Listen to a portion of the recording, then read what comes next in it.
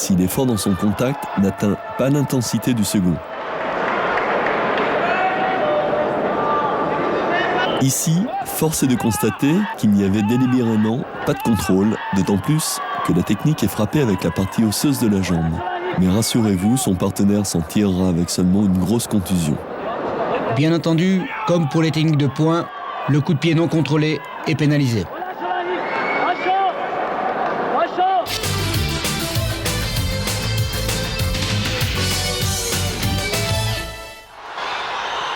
En taekwondo, les KO existent, bien entendu. Ceci pour une raison principale, le contrôle des techniques de pied n'existe pas.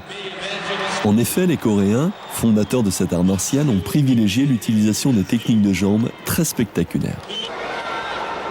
Dans la forme sportive du taekwondo, vous ne verrez donc pratiquement jamais de technique de poing. Soulignons aussi que les protections des combattants dans cet art martial feraient pâlir la plus forte des tortues ninja. Casque, protège-dents, plastron, coquille, protège tibia, protège avant-bras, excusez du peu. Ceci explique pourquoi les techniques sont exécutées sans contrôle. Cependant, les KO ne sont pas si fréquents, il y a sensiblement moins d'accidents qu'en karaté. Mais par contre, lorsque les KO arrivent, ça fait mal, très mal.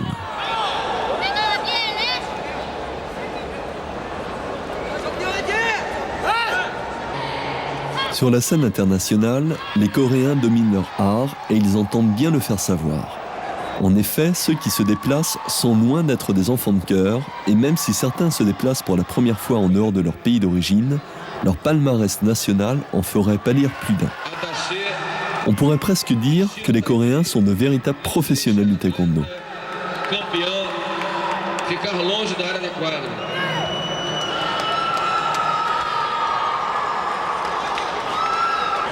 Le côté aérien des techniques est amplifié par les fortes et rapides rotations des combattants. L'envol des techniques est souvent spectaculaire. Les chocs sont d'une rare intensité et l'on comprend pourquoi les protections sont indispensables pour préserver un minimum l'intégrité physique des participants. Les chocs involontaires se multiplient dans ce genre de rencontres.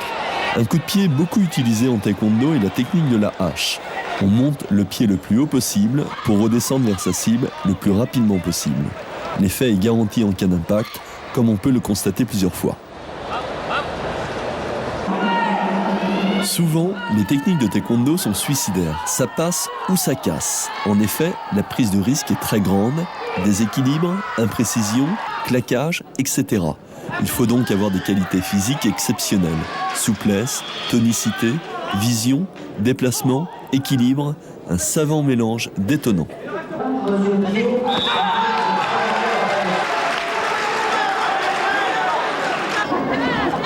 Mondolio Chagi, ou coup de pied retourné. Casque indispensable. Rappelons que les contrôles de vitesse et de frappe n'existent pas. Si le casque est indispensable, il ne protège pas forcément la face et ça casse. Certains prennent des risques. Tel un derviche, ce combattant ne semble pas vouloir s'arrêter de tourner et il se fait cueillir à l'arrivée.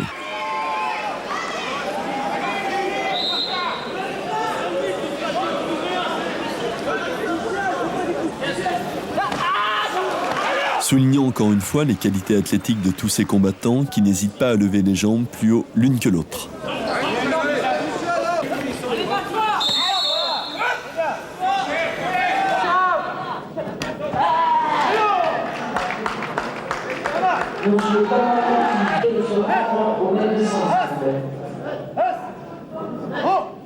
En taekwondo, les coups d'arrêt sont d'une rare intensité. Avec le timing, ils stoppent net leur adversaire. Par rapport au combat en karaté, les combattants semblent plus mobiles, mais forcément moins bien protégés par leurs mains puisqu'ils ne s'en servent pas. Le pied d'appui est souvent en déplacement en même temps que la technique de jambe. La synchronisation est parfaite.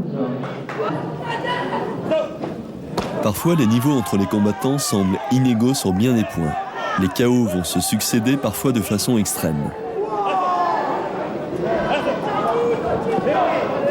Plus surprenant encore, la capacité d'encaisser pour certains, car là aussi, il faut le faire.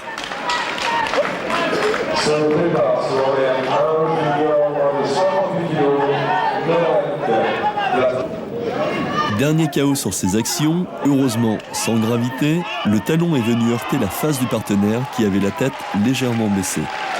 Nous n'osons pas imaginer ce qui aurait pu arriver si le pied était venu frapper en dessous du menton.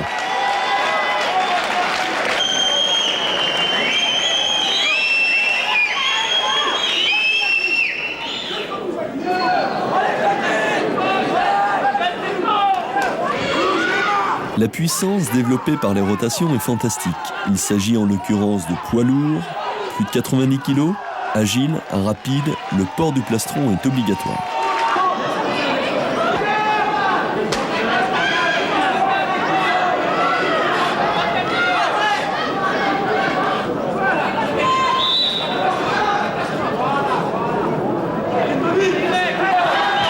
Autre séquence émotion. Cette fois-ci, l'adversaire aura moins de chance et moins de dents. Regardez, elle s'envole avec le plaisir de monter sur le podium.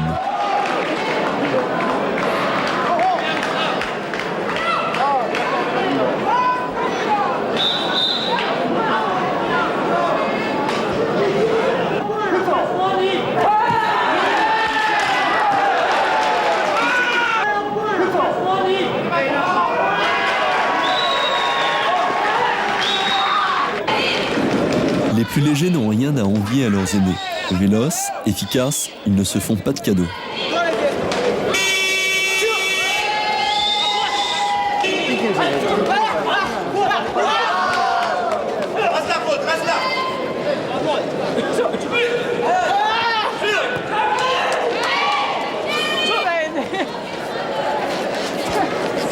Un coup de pied de cette puissance dans la poitrine, sans le port du plastron, vous donnerait certainement l'occasion de penser que vous allez porter un gilet pare-balles pendant plusieurs mois. Fracture des côtes, écrasement du thorax, vous pouvez dire adieu à votre entraînement quotidien.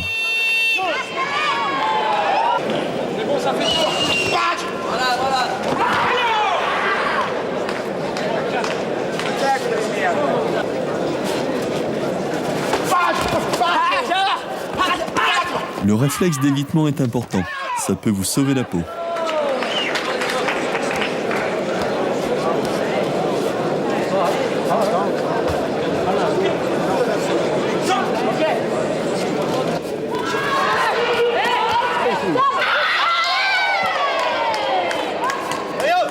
L'attaque au visage de pleine face est autorisée.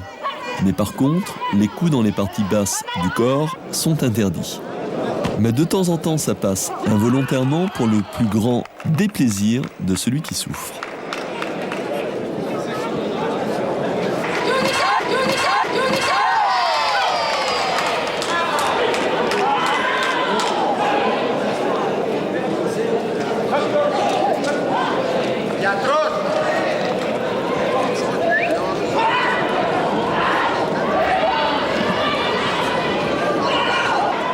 Il arrive aussi que les genoux s'entrechoquent. Pauvre ménisque.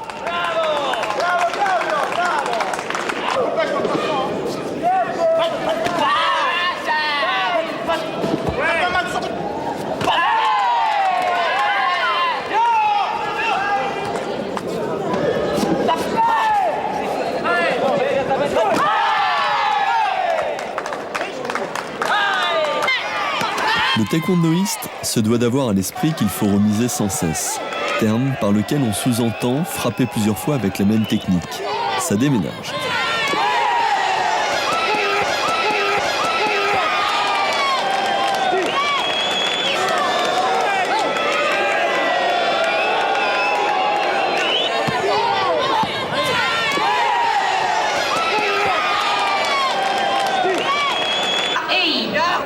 Category minus 64 main. Next fight, fight number 3. Blue, former Yugoslavia, red, Denmark. En taekwondo, les coups pleuvent sans s'atténuer en intensité, mais lorsque l'on encaisse trop, on finit toujours par céder.